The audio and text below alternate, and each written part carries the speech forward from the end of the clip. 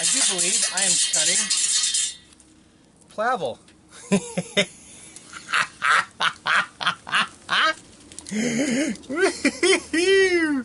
Wow! Let's twist up some bottles and make a bunch of this stuff.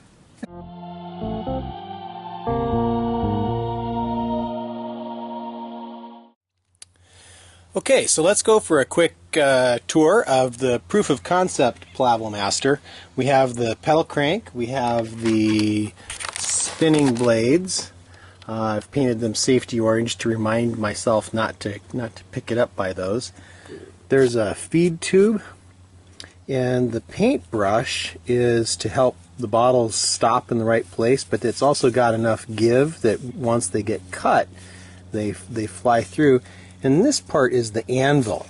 So the bottle sits across the feed tube and the anvil, and then as the blades come through, they slice it. And it's a slicing action. It's more than just a guillotine action because I've put the blade at an angle. It comes through, and you can see that it slices. It goes past the end of the bottle. I've used up all my bottles that I had. I've made a bunch of Plavel.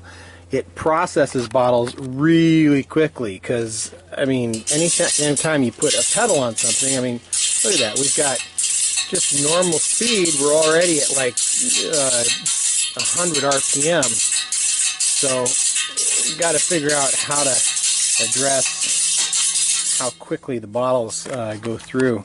Because when the bottles go through fast, you end up with much smaller pieces, and I think we want slightly larger pieces than that.